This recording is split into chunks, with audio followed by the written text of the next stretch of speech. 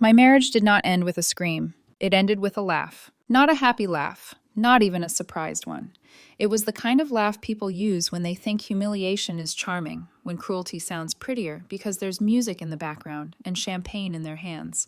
It happened in a hotel ballroom last Saturday night, under warm gold lights and expensive flower arrangements, while a live band was playing something soft and romantic for other people's happiness. That was the night my husband made me understand that whatever we had left, it was no longer a marriage. My name is Claire Monroe, and if you need a number, I was old enough to recognize the difference between a rough season and a rotten foundation. My husband, ex-husband now, though the paperwork was still ahead of me that night, was Nathan. We had been married for 4 years, long enough to build a life that looked polished from the outside. Nice house, 2 good cars, shared friends, holiday photos that made us look content. The kind of marriage people describe as solid because they've only ever seen it in public. But appearances are generous that way. They let people mistake silence for peace. The truth was that something in our marriage had been breaking for a long time, and I had spent at least a year listening to the cracking sounds while pretending I didn't hear them. At first, I told myself I was imagining things. Nathan had always had a female best friend named Sienna. She had been in his life before me, and in the beginning, I made an honest effort to be mature about it. I told myself history was history. I told myself trust meant not treating every friendship like a threat. I wanted to be fair. I wanted to be secure.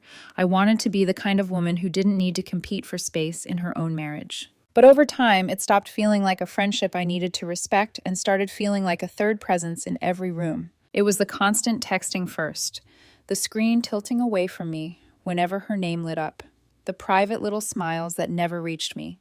Then came the comparisons, subtle at first, then not subtle at all. Sienna thinks this neighborhood is overpriced.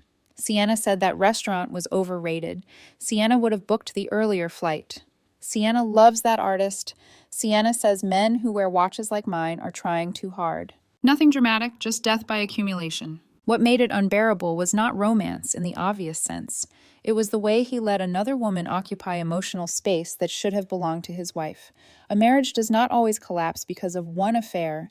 Sometimes it erodes because one person keeps giving someone else the intimacy, loyalty, and priority that were supposed to stay inside the marriage. I remember the exact moment I stopped telling myself I was paranoid. It was about 8 months before the wedding. Our anniversary was coming up, and I spent weeks planning a trip.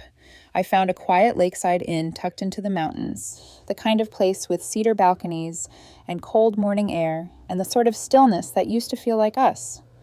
Before Nathan became restless, before everything had to be louder, flashier, more performative. I showed him the pictures over dinner one night, expecting at least a conversation. He barely looked. The next afternoon, he came home with a new plan already decided. Sienna said there's a coastal resort everyone's talking about, he told me, tossing his keys on the counter like the matter was settled. It looks better. I stood there staring at him, waiting for the rest of the sentence, waiting for the part where he asked what I thought, where he remembered it was our anniversary, not a group recommendation thread. It never came. He had already chosen. Or maybe she had, and he had simply delivered the verdict. So we went to the coast. I spent 4 days sitting across from my husband while he photographed sunsets and sent them to another woman. I watched him stand on our hotel balcony smiling at his phone with a softness I had not seen turned toward me in months. I watched him forward her menu photos, beach videos, room shots, little running commentary on the place I had supposedly come to enjoy with him. And somewhere between the second breakfast and the final night, something inside me went still. That was the trip where I realized I was not being trusted. I was being used. I was the stable one, the practical one, the person who paid attention, remembered bills, kept track of repairs, made sure things worked. Nathan did not treat me like the center of his life. He treated me like the infrastructure beneath it, necessary, reliable, unexciting. The woman you build your comfort on while handing your attention and emotional loyalty to someone else. Once I understood that, I stopped hoping the pattern would fix itself. I did not confront him in some explosive, cathartic scene. Nathan would have loved that. He was good at surviving chaos he helped create. He could turn any emotional conversation into a performance where he was misunderstood, cornered, exhausted by my sensitivity. No, I did something far less dramatic. I got organized. The first person I called was a lawyer, a woman a colleague quietly recommended after hearing me ask one too many hypothetical questions over lunch. I booked a consultation, took a long lunch break, and sat in a glass office across from someone sharp enough to separate panic from fact. She walked me through my rights, my risks, my timing, and the one detail that mattered most. The house was mine. I had bought it before I met Nathan, paid for it before his name ever touched my life. That information changed the temperature of my fear. After that, I started preparing in silence. I opened new accounts at a different bank. I rerouted most of my income there. I left enough in the shared accounts to keep everything looking normal. I gathered statements, copies, passwords, records. I noticed charges I had once ignored, dinners I had not attended, gifts I had never seen, little indulgences that always seemed harmless until you placed them in a pattern. Brick by brick, I built an exit nobody knew existed. I was not waiting for permission. I was waiting for the moment when denial would become impossible. That moment arrived at the wedding. It was for one of Nathan's college friends, the kind of wedding designed to impress people. Huge ballroom, expensive bar, custom lighting, women in sleek dresses, men laughing too loudly as if wealth itself were part of the entertainment. Nathan was in excellent spirits the second we arrived. Sienna was already there, and from then on, I barely existed. They moved through the room like a pair, dancing together, laughing together, leaning in close over drinks. He spent more time with her that night than he did standing beside his own wife. A younger version of me might have followed them with my eyes and tried to decode every glance. That version of me was gone by then. I watched. That was all. Around 10, I was near the bar speaking with one of the bride's relatives when I noticed a small group gathered around Nathan and Sienna. Somebody pointed at Nathan's ring. I did not hear the question at first, only the shape of the moment. Then the music dipped just enough for the words to reach me. A woman laughed and asked if he and Sienna were the married couple. It would have taken him 1 second to correct her. 1 second to say, "No, my wife is right there." Instead, Nathan smiled. Then he laughed, a light, polished, public laugh, and said, "Oh, I'm married, just not to the right person." The group reacted the way groups do when they can sense they're inside someone else's humiliation and don't want to be rude enough to stop it. Then he leaned closer, lowered his voice just enough to make people lean in, and said, "It barely counts anyway when she's this boring." They laughed. I stood there with a glass in my hand and felt something cold settle into place inside me. Not heartbreak, not rage. Certainty. Across the room, Nathan finally looked at me. Maybe he expected embarrassment. Maybe he expected hurt. Maybe he expected me to come rescue his conscience by pretending I hadn't heard him. Instead, I gave him a small nod. A quiet acknowledgement. Message received. Then I turned and walked out of the ballroom. I did not run after him. I did not wait for him to notice I was gone.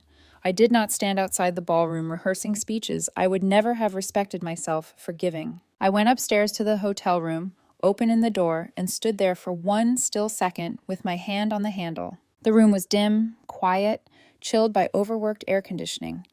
My makeup bag was on the counter in the bathroom. My heels were by the chair.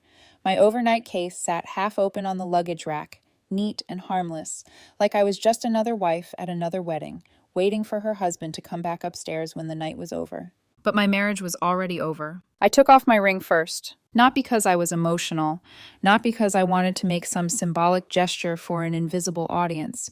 I took it off because it suddenly felt absurd to wear a promise on my hand after hearing him turn that promise into a joke. I set it on the dresser and looked at it under the lamp. 4 years, reduced to a circle of metal and a reflection I did not recognize. Then I packed. Every movement after that was clean, deliberate, almost strangely calm.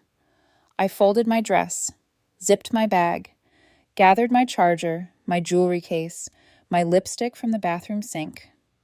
I moved through that room like a woman following instructions she had written for herself months ago and prayed she would never have to use. No tears, no shaking hands, no dramatic collapse onto the side of the bed. Nathan had mistaken my quietness for weakness for a long time. That night, it became something else entirely. I checked out without telling him. The woman at the front desk smiled politely and asked if I wanted a receipt emailed. I said yes. My voice sounded normal, and that almost amused me. There is something surreal about ending a marriage while still sounding like someone confirming a reservation. I walked through the lobby, past wedding guests lingering near the bar, and out into the warm, dark air with my overnight bag in one hand and my car keys in the other. The drive home was about 40 minutes. I did not turn on music. I did not call anyone. I did not replay his words over and over the way I might have earlier in our marriage, examining them from every angle as if pain could be solved by analysis. For the first time in months, maybe longer, my mind felt still. There is a moment when grief and relief stand so close together they almost feel like the same thing. That drive lived inside that space. I was losing a marriage, yes, but I was also losing the exhausting performance of pretending I had not already been abandoned inside it. When I pulled into the driveway, the house looked exactly the same. Soft porch lights, quiet street, the shape of my own front door waiting for me in the dark. My house. That mattered more now than it had a few hours earlier. I carried my bag inside, locked the door behind me, and set it down in the foyer.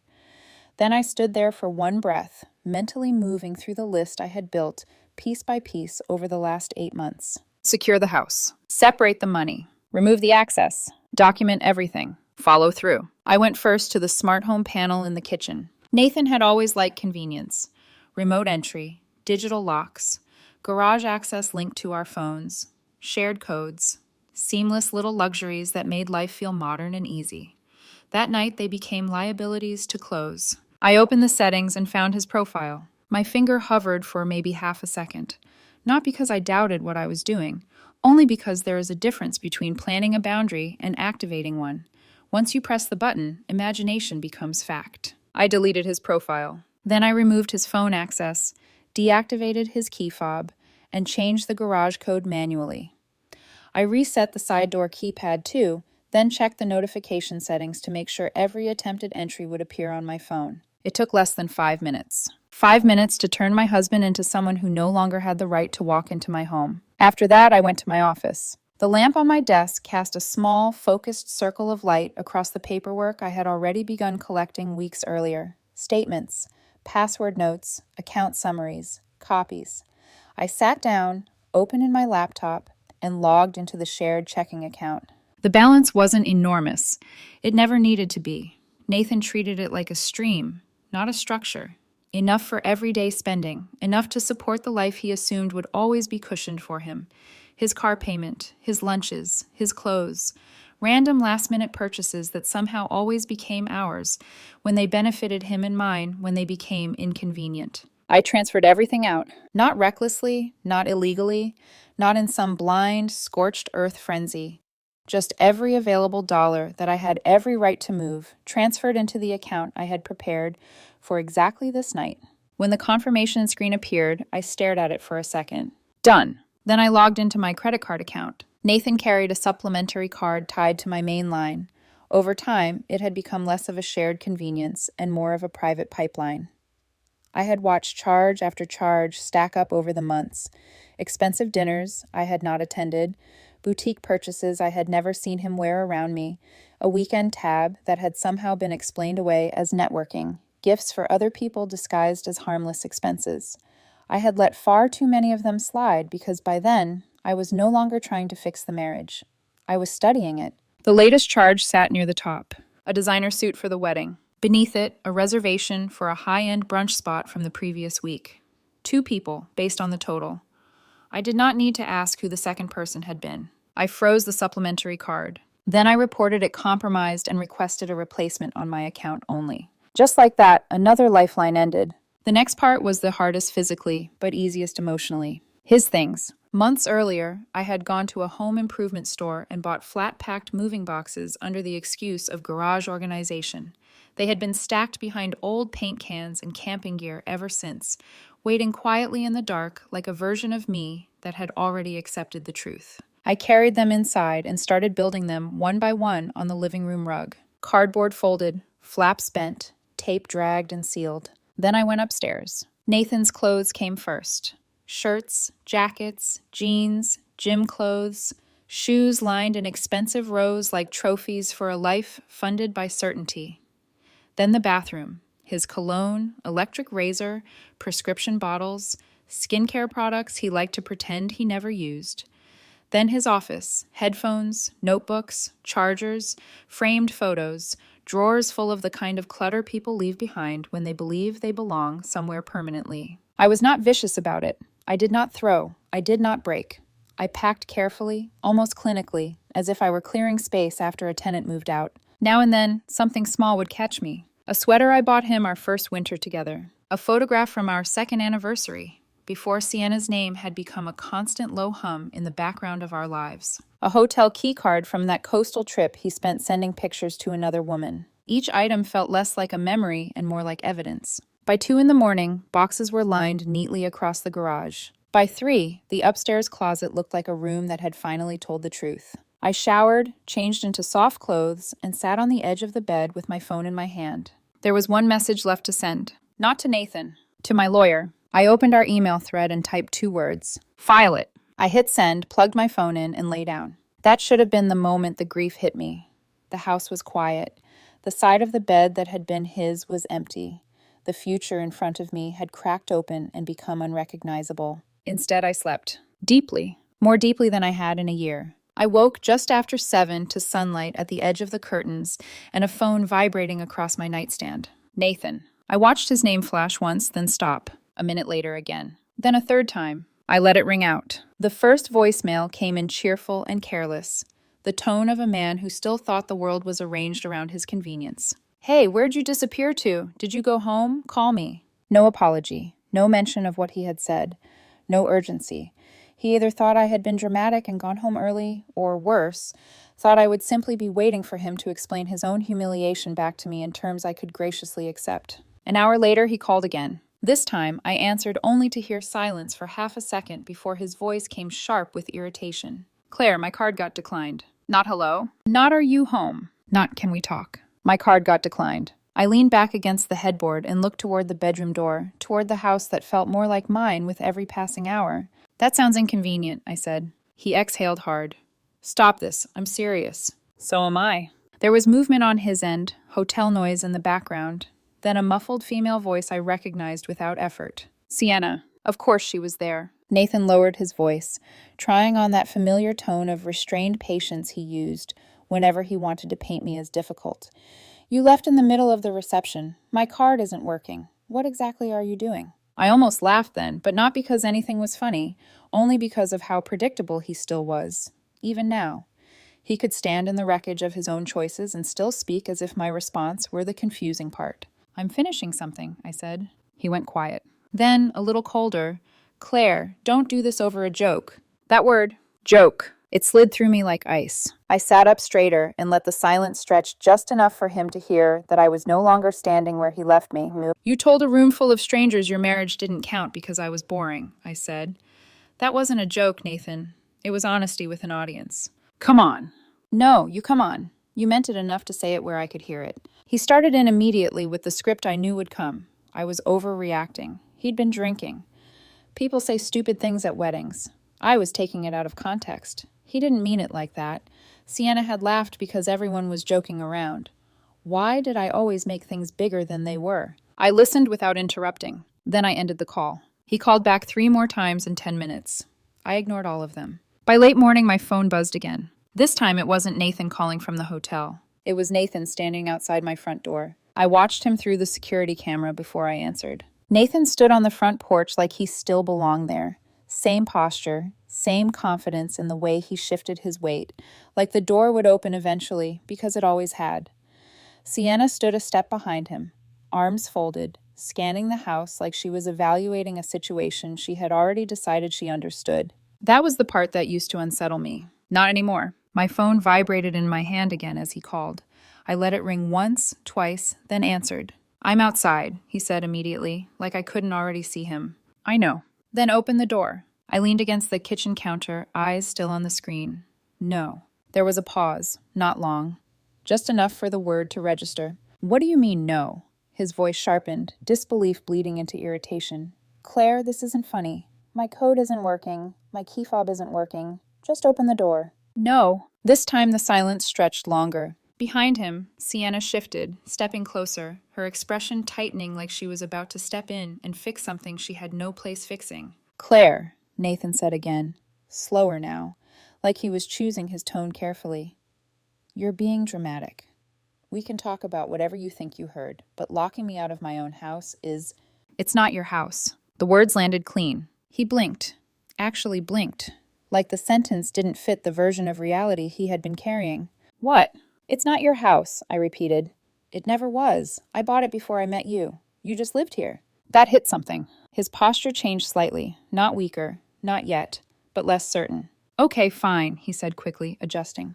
That's not the point.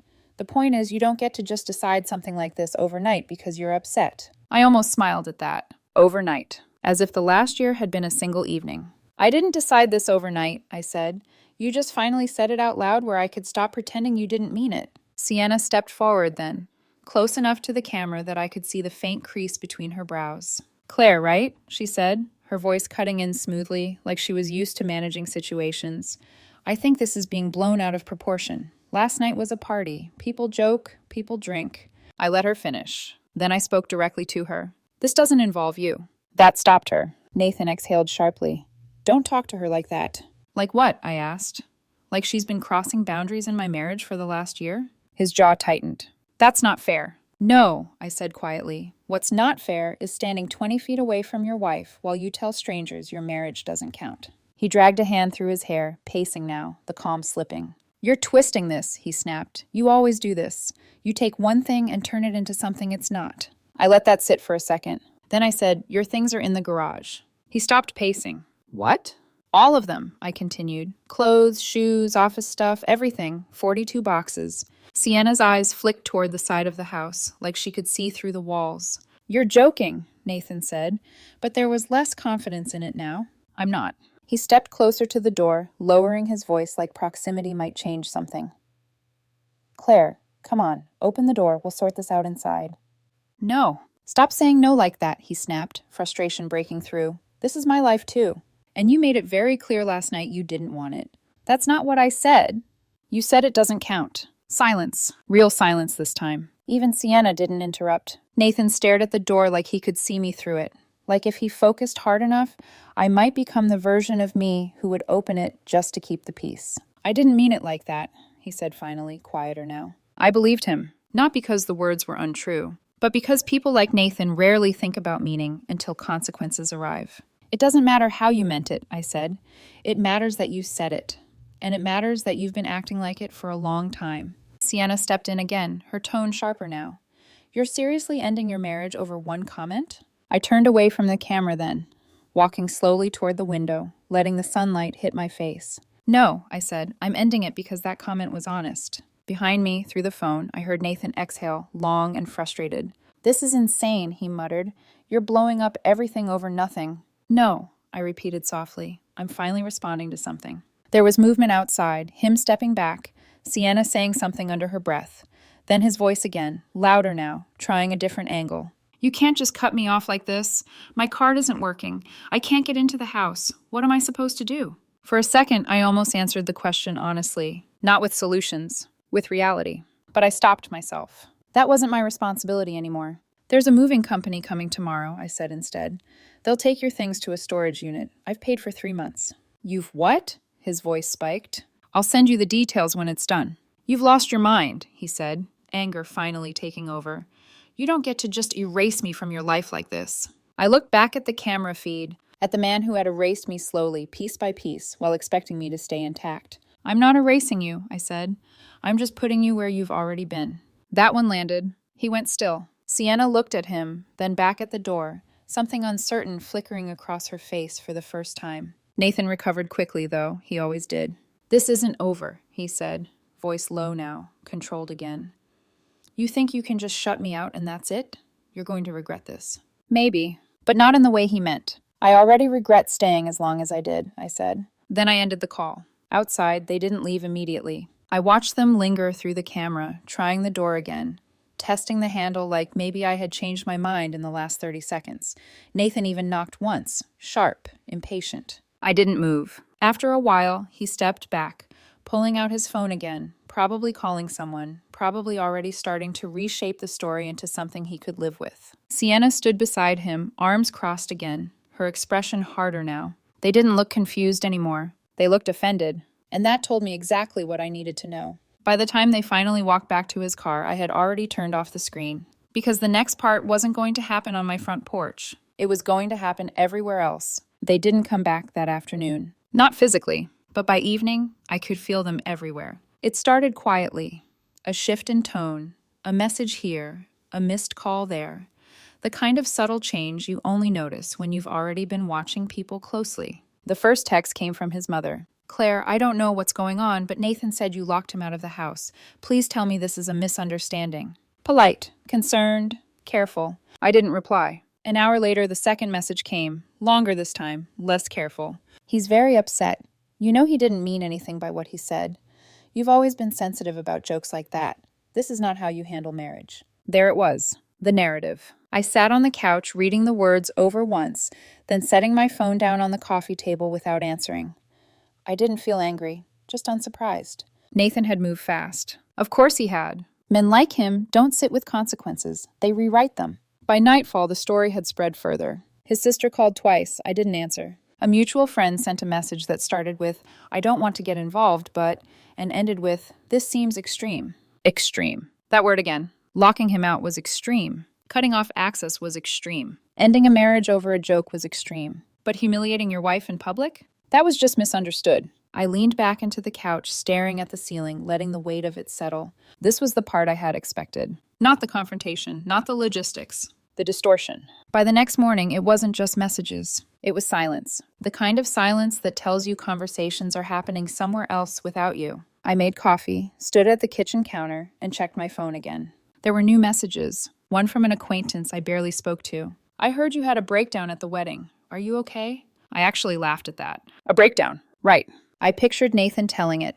His version polished, emotional, believable in the way lies often are when they borrow just enough truth to stand upright. Claire got upset. Claire misunderstood. Claire overreacted. Claire snapped. Claire kicked me out. Claire cut him off. Claire is unstable. I closed my eyes for a second, then opened them again. No, that version of the story would spread if I let it. And silence wouldn't protect me. It would erase me. I walked to my office, sat down at my desk, and opened my laptop. If they were going to play this game, I needed something they couldn't talk over. Proof, not feelings, not explanations. Something clean, something undeniable. A wedding is not a private place. There are cameras everywhere. Photographers, videographers, guests with phones glued to their hands, documenting every second for social media. I didn't need everything. I just needed one moment. I thought back through the night, reconstructing the scene in my mind. The bar, the group, the question, the laugh. Then I remembered someone. A girl, young, maybe early 20s, who had been filming constantly. Not professionally, just for herself. For Instagram, maybe. She had been everywhere, on the dance floor, near the bar, circling the room like she was collecting pieces of the night. I didn't know her well, but I knew who she was connected to. The bride's cousin. I found her name through the wedding page, then her profile. It took less than 5 minutes. Her account was public. Of course it was. I sent her a message. Simple, friendly, harmless. Hey, this is Claire. I was at the wedding Saturday. I'm putting together something small for the bride and groom and heard you filmed a lot of the night. Would you be willing to share some clips? I'd really appreciate it. I read it once. Neutral. No urgency. No hint of why I actually needed it. Then I hit send. The reply came faster than I expected. OMG, yes, of course. I have so many videos, LOL. I'll send you a link. I stared at the screen for a second after reading it. Then my chest tightened, not with anxiety, but with something sharper. Anticipation. 10 minutes later, the link arrived. A folder. Dozens of videos. I opened the first one. Music, laughter, people dancing. The second. Toasts, glasses clinking. The third. A slow pan across the room. I watched them all. Patiently. Carefully, scrolling, rewinding, listening. At first, it was just noise, fragments, faces, moments that meant nothing to me anymore. Then, halfway through one clip, I saw it. The bar, the group, Nathan, Sienna beside him. My hand tightened on the mouse. I rewound, played it again. This time, I focused on the audio. A woman's voice, slightly off camera. Wait, are you two married? A pause. Then Nathan's laugh. Clear, sharp, unmistakable. Oh, I'm married, just not to the right person. A few people laughed. Then his voice again, lower now, but still perfectly audible. It barely counts anyway when she's this boring. The laughter that followed was softer, uncomfortable, but it was there. I paused the video. The room around me felt completely still. There it was, not my memory, not my interpretation. not something he could explain away. Truth, captured in 10 seconds. I clipped the segment, trimmed it clean. 10 seconds, no more, no less. Then I sat back in my chair, staring at the file. I could have posted it, sent it everywhere, let it explode. But that wasn't what I wanted. This wasn't about noise. It was about control. They had chosen their audience. Now I would choose mine. I opened my messages and started building a list. I didn't rush it. That was the difference between what they were doing and what I was about to do. Nathan and Sienna had gone wide. Whispers, assumptions, emotional appeals, carefully edited versions of events scattered across as many people as possible.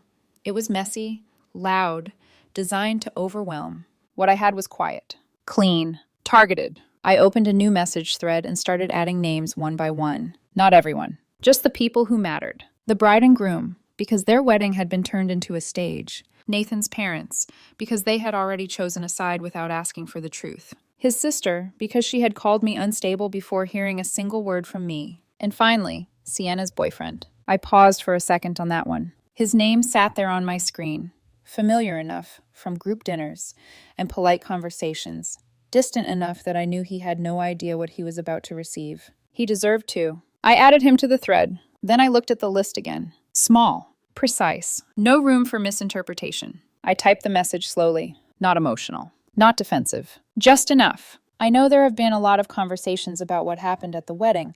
I'm not interested in arguing or explaining this over multiple versions. I just want the truth to be clear. The audio matters. I attached the clip. 10 seconds. I read the message one last time. No accusations. No commentary. Just evidence. Then I hit send. For a moment, nothing happened. Of course nothing happened. Truth doesn't explode instantly. It lands. I placed my phone face down on the desk and stood up, stretching slightly, like I had just finished something routine. Then I walked out of the house. I didn't wait for the replies. That was intentional, because this part wasn't about watching reactions. It was about letting reality move without me interfering. I walked for almost an hour. No music, no distractions, just the steady rhythm of my steps and the quiet hum of a neighborhood that didn't know anything about what had just shifted. By the time I got back, my phone had lit up the entire entry table. Notifications stacked across the screen. Messages, calls, voicemails. I didn't touch it immediately. I took off my shoes, set my keys down, poured myself a glass of water, and only then picked up the phone. The first message I opened was from the bride. I am so sorry. That was it. No confusion, no defense, no questions. Just recognition. The second was from Nathan's mother, a long message, very different from the one she had sent the day before. I didn't realize. This is unacceptable. I'm speaking to him. I'm sorry for what you've been put through. I read it once, then moved on. Nathan's sister sent 3 messages in a row. The first defensive. The second confused. The third silent. Just a typing bubble that had appeared and disappeared without sending anything. That told me more than words would have. Then I opened the one I had been expecting. Sienna's boyfriend. The message came in short. Is this real? I stared at the message for a second. Then I typed back. Yes. The typing indicator appeared almost instantly. Stopped. Appeared again. Then disappeared. No follow-up. No argument. Just silence. I set my phone down. That was all it needed. Because the truth doesn't need to be defended when it's clear. It just needs to be seen. The next call came less than 10 minutes later. Nathan. I watched his name flash across the screen once, twice, 3 times before answering on the 4th. What did you do? He snapped, skipping every form of greeting. His voice wasn't controlled anymore. It wasn't polished. It was raw. I told the truth, I said. You sent that video, he demanded. Yes. To my parents, to everyone, to the people who needed it. You had no right. I had every right. Silence. Then louder. You just destroyed everything over 10 seconds of a joke. I closed my eyes briefly. There it was again. That word. Joke. No, I said calmly. I ended everything because of what those 10 seconds revealed.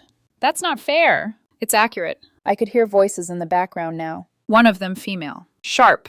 Angry. Not Sienna. I didn't need to ask who it was. You sent it to him? Nathan said, his voice dropping. Yes. You had no business dragging him into this. He was already in it, I said. He just didn't know. That was the moment something shifted. Not loudly. Not dramatically. Just cracked. Nathan exhaled hard, like he was trying to regain control of something that was already gone. You don't understand what you've done, he muttered.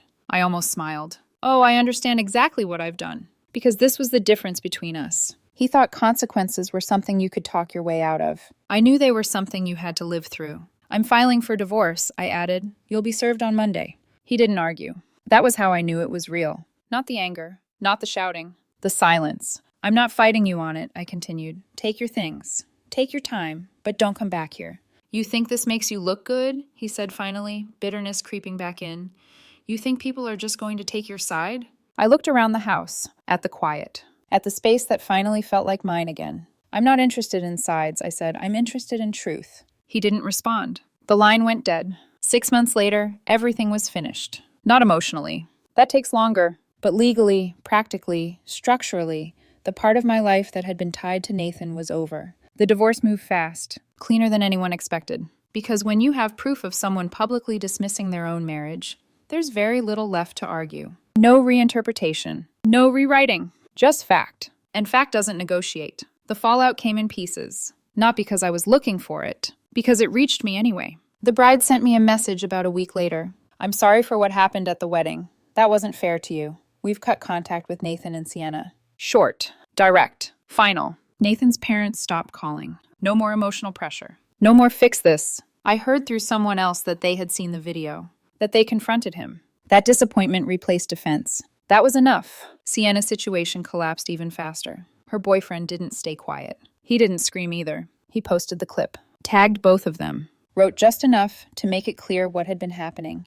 Years of blurred boundaries, disrespect, and emotional dishonesty. It didn't go viral. It didn't need to. It stayed exactly where it mattered, inside their world, which made it worse, because there was nowhere to hide. Whatever had been going on between Nathan and Sienna, whatever blurred line they had been pretending wasn't crossing into something real, it didn't survive the truth. No dramatic ending. No confession. No closure. Just distance. The same kind they had created in my marriage long before I walked away. I sold the house. Not because I had to, because I wanted to. It had been mine legally, but it didn't feel like mine anymore. Too many quiet compromises lived in those rooms. Too many versions of me that had accepted less than I deserved. I moved into a smaller place. A condo downtown. Clean. Bright. Quiet. The kind of quiet that doesn't feel empty. Just peaceful. People think the most powerful moment in a story like this is the revenge. Locking him out. Cutting off the money. Sending the video. But it wasn't. The most powerful moment was the one no one saw. The moment I stopped needing him to understand why I was leaving. Because clarity doesn't come from being heard. It comes from seeing things exactly as they are and deciding that's enough. He called me boring. Maybe I am. I don't need chaos to feel alive. I don't need an audience to feel important. I don't need someone else's attention to justify my place in my own life. What I have now is simple, honest, stable, and quiet in a way that doesn't hurt. The last thing I heard about Nathan was from a mutual acquaintance. They saw him at an event. Said he looked different. Not broken. Just smaller. Like someone who had spent too long performing and suddenly realized no one was watching anymore. He didn't lose me that night at the wedding. He had been losing me for a long time. I just finally made it official.